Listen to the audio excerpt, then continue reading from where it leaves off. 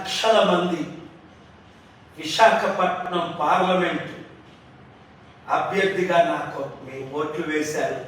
నా హృదయపూర్వక వందనాలు. మీరందరూ ఆశ్చర్యపోతున్నారు, ఏమైంది?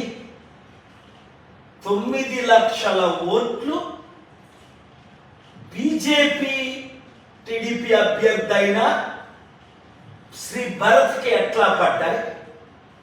1000లో 1 కూడా, కనీసం 9 లక్షల్లో 10% 90,000, 1% 9,000, మనకి 8,000 కూడా ఎందుకు పడలేదు అంటే 1000 ఓట్లు భరత్కు పడితే మనకి 1 కూడా ఎలా పడలేదని ఆశ్చర్యపోతున్నాడు భరత్ కూడా.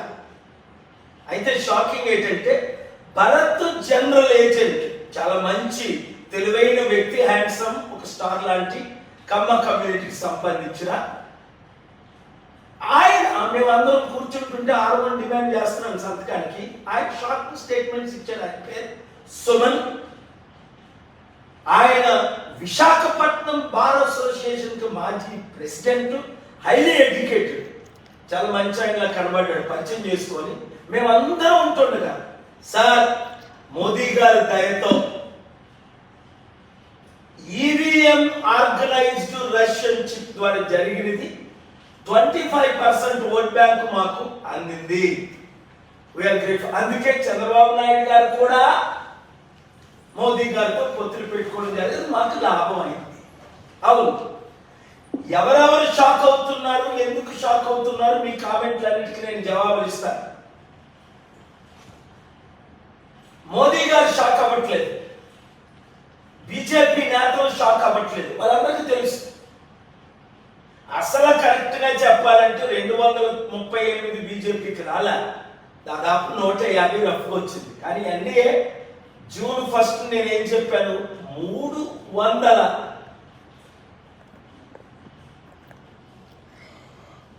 ఓటమితో బీజేపీ గవర్నమెంట్ ఫార్మ్ చేస్తుంది, మోదీ నెక్స్ట్ ప్రధానమంత్రి అని. చాలా మంది దాదాపు 280-300 ఇండియా కూటమి అంటే రాహుల్ గాంధీ, మమతా బెనర్జీ, సిపిఐ, సిపిఎం, వీళ్ళందరికీ కేజ్రీవాల్ వస్తుందని అంచనా. అయితే 200 దాదాపు 32 వారికి వచ్చాయి ఇండియా కూటమికి.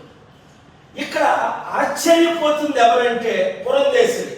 అది 2019లో నేను విశాఖపట్నంలో పోటీ చేస్తే 36,000 వచ్చాయి.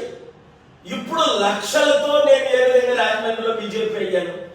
ఎక్కడి నుంచో కడప నుంచి వచ్చిన సీఎం రమేష్ అనకాపల్లి, నేను అనకాపల్లిలో ఎలాగే ఎంపీ అయ్యాను. ఇలాగ బీజేపీ నాయకులందరూ ఆశ్చర్యపోతున్నారు.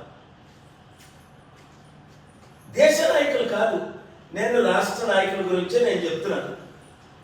సో ఇప్పుడు మీకు అర్థమైందా? ఆశ్చర్యం ఏమిటంటే చంద్రబాబు నాయుడు గారు, పవన్ కళ్యాణ్, లోకేష్ షాక్ అవుతున్నాడు. పవన్ కళ్యాణ్ చూడండి, ఏం చెప్పాలో అర్థం అవట్లేదు. ఏ విధంగా 21లో 21 గెలిచాం, ఆయనదే గెలవడం కష్టం అని అనుకున్నాను. అయితే జగన్మోహన్ రెడ్డి గారు ఎక్కువ షాక్ గురయ్యారు. ఆయన చెప్పలేకపోయారు. ఎందుకు? 32 కేసులు ఉన్నాయనా, 11-12 కేసులు. మాకు ఆశ్చర్యం అయ్యింది. మేము ఇన్ని సేవలు చేశాము, ఆరామస్థాన్ సర్వే ప్రకారం 94 నుంచి 104 రావాలి, మాకెందుకు రాలేదు? ఇన్ని కోట్ల మంది, 2,70,000 కోట్లు డైరెక్ట్ ట్రాన్స్ఫర్ చేశాం. అవును, అవన్నీ సత్యాలే. ఆయన చెప్పలేదు, నేను చెప్పగలను. ఎందుకంటే నేను మీ కొరకు ఫైట్ చేస్తాను. ఫస్ట్ మన గురించి మనం మాట్లాడదాం. విశాఖపట్నం కొంతమంది కామెంట్స్ ఏం పెడుతున్నారు, మరి అయోధ్యలో ఎందుకు బీజేపీ తక్కువ ఓట్లతో గెలుస్తుంది, ఎన్డీఏకి 400 ఎందుకు రాలేదు అనుమానించరా? ఇప్పుడు అంతవరకు ఎందుకు? ఆంధ్రప్రదేశ్లో బీజేపీ 1% ఓట్ బ్యాంక్ లేదు, పోనీ టీడీపీ 20% కలిసి అనుకుందాం. మరి 50%, 60% ఎవరు చేయాలి? ఇది షాక్ కాదా? తెలంగాణలో 8 బీజేపీ స్థానాలు ఎలా గెలిచారు? 8-10% ఉన్నవారు, పోనీ క్యాండిడేట్లు బట్టి ఇంకో 10% వేయండి, 20% కదా. మరి 8 సీట్లు ఎలా గెలిచారు? ఇంత స్ట్రాంగ్ గా ఉన్న బీఆర్ఎస్ ఒక్క సీట్ కూడా రాలేదు, అన్ని సీట్లలో ఒకటి రెండు తప్ప డిపాజిట్లే కోల్పోయింది. ఇది ఈవీఎం ప్రభావం అని మీకు తెలుసు, నాకు తెలుసు, అందరికీ తెలుసు. 3 రకాలుగా ఈవీఎం ట్యాంపర్లు అవుతాయి. ఒకటి, ఓటు వేసేటప్పుడు మనకి కనిపించింది ఆ గుర్తైనా వాళ్ళు ఆర్గనైజ్ చేసిన, ఎగ్జాంపుల్ నాకు 14 సీరియల్ నెంబర్ కొండకు ఓటేశారు, అది 3 భారత్కి వెళ్ళగలిగింది అంటున్నాను. ఝాన్సీకి ఎందుకు వెళ్ళలేదు అంటున్నాను? నేను ముందు నుంచి చెప్తున్నాను, ఝాన్సీకి 3 నుంచి 3.5 ఎక్కువైతే 4 ఎన్ని వచ్చాయి, 4 లోపునే వచ్చాయి. భరత్కి ఎన్ని రావాలి, 4:30 వచ్చింది, 3:30 రావాలి. ఎందుకు? బీజేపీతో చంద్రబాబు నాయుడు కూటమి పెట్టుకున్నప్పుడు 25% ఉన్న క్రిస్టియన్స్, ముస్లిమ్స్ ఒక్కరు ఓటేరు. మరి భరత్కి 9 లక్షలు వచ్చాయి. నాకు పడిన 2.5-3 లక్షల క్రిస్టియన్స్, 2 నుంచి 3 లక్షలు నిరుద్యోగులు, 2 నుంచి 2.5 లక్షల బీసీ కాపులు, ఒక స్టీల్ ప్లాంట్ అమ్మకాన్ని ఆపినందుకు పడిన ఓట్లు ఎక్కడికి వెళ్ళాయి? 14 బట్టలు నొక్కితే 3కి వెళ్ళాయి భరత్కి. అందుకే 4 లక్షల లోపల రావాల్సిన భరత్ నాకు వచ్చిన 5 లక్షలు 9 లక్షలు ట్రాన్స్ఫర్ అయిపోయింది. ఇక్కడ ప్రాబ్లం ఏంటంటే దొంగలు దొరికిపోయారు అడ్డగానే. ఫస్ట్ నేను కోర్టులో పిటిషన్ వేశాను, ఈవీఎంలు ఎందుకు మాకు లైవ్ లింకులు ఇవ్వట్లేదు అని. కోర్టు, ఆనరబుల్ హైకోర్టు ఇంకా కోర్సు పెండింగ్ ఉంది, కంటిన్యూ అవుతుంది. ఎందుకు ఇవ్వలేదని కోర్టు కూడా ప్రశ్నించింది. మే 23ని, మే 30వ తారీఖుని. దానికి రిప్లై కూడా లేదు. ఎందుకు? 2019లో లింకులు ఇచ్చారు. ఇవాళ ఆర్ఓకి నాకు అదే గొడవైంది. ఇక్కడ డాక్టర్ మల్లికార్జున్ అని పాపం మకుం చూడలేకపోయి వాళ్ళు, అరే బాబు నేను ఇచ్చిన కంప్లైంట్ సంతకం తీసుకోరా అంటే తీసుకోడు, నేను పెట్టను, ఎక్కడుందో పెట్టమని. మరి ఇప్పుడు గంట క్రిందటే ఆర్ఓ లక్ష్మారెడ్డి గారు, గాజువాక ఎమ్మెల్యే కాన్స్టిట్యూన్స్ ఆర్ఓ గారు సెకండ్లో సంతకం పెట్టారు. ఎందుకు పెట్టట్లేదు? తెలిసిపోయింది. తప్పు చేసిన వాళ్ళకి మేము తప్పు చేశామని తెలిసిపోయింది. Doctor A Mallikarjun, Visakhapatnam collector, చరిత్రహీనుడిగా మిగిలిపోతాడు ఆయన. మరలా కానీ ఈ ఎలక్షన్ ఈవీఎం లైవ్ లింకులు ఎందుకు ఇవ్వలేదు? నేను ఒకటే కాదు, 17 మంది సంతకాలు పెట్టి అడిగాం. ఇంకా 10 మంది జాయిన్ అయ్యారు. అంటే దాదాపు 33లో వైసీపీ, టీడీపీ తప్ప అందరూ అడిగారు. వైసీపీ కూడా సంతకం పెడతాను. ఈరోజు కాంగ్రెస్ క్యాండిడేట్ షాక్ అయిపోయారు. పాల్ గారు, మీరే కానీ గెలవకపోతే 5-6 లక్షలతో నేను ధర్నాలో మీతో కూర్చుంటాను. ఎందుకంటే నాకైతే 20-30 వేలు వస్తాయి, మీకు మాత్రం 5-6 లక్షలు మినిమం. క్రిస్టియన్ ఓటు 2-3 లక్షలు, యూత్ ఓటు 2-3 లక్షలు, బీసీ ఓటు కొన్ని 2 లక్షలు, కాపులు, స్టీల్ ప్లాంట్ ఒక 50,000 లక్ష నిర్వాసితులు. అవన్నీ ఏమయ్యాయి? 9,000 కూడా ఎందుకు రాలేదు? ఇప్పుడు ఆలోచించు. అయ్యేమో చెప్తా, అవి ట్రాన్స్ఫర్. రెండోది ఏంటి? EVM replace. మీకున్న ప్రశ్నలు ఏంటంటే, మరి బీజేపీ డైరెక్ట్గా 300 అనుమానం రాదా? తీసుకుంటే అసలు బీజేపీకి 150 రావడమే కష్టం.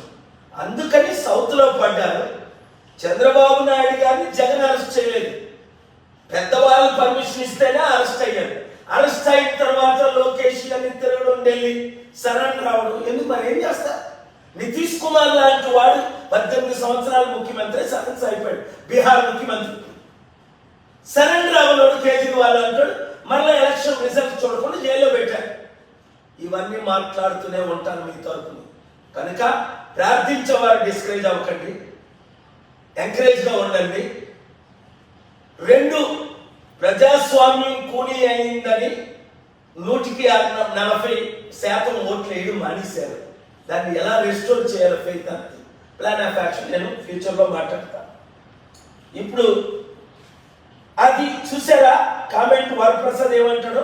ఈవీఎం మెషిన్స్ ఏదో చేశారు. Rahul Raina, I want to meet you personally. Vijay Reddy, you are correct.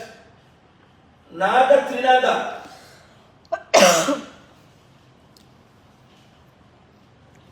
Varaprasad ఏమంటారు? బీజేపీ రావడం ఏంటి?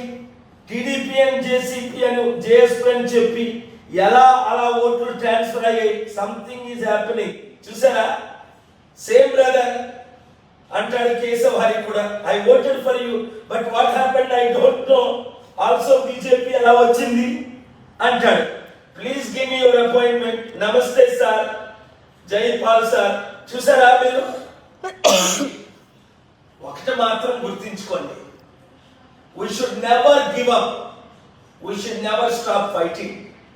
అంటే ఇప్పటికైనా సరే చంద్రబాబు నాయుడు గారికి, పవన్ కళ్యాణ్ తమ్ముడికి నేను అడుగు చెప్తా. ఆయన చంద్రబాబు నాయుడు గారికి చిత్తశుద్ధి ఉంటే పవన్ కళ్యాణ్ ముఖ్యమంత్రి చేయాలి. ఎందుకంటే జైల్లో నుంచి బయటికి రావడానికి, మరలా పొత్తులు పెట్టుకోవడానికి పాపం అన్ని త్యాగం చేసింది పవన్ కళ్యాణ్.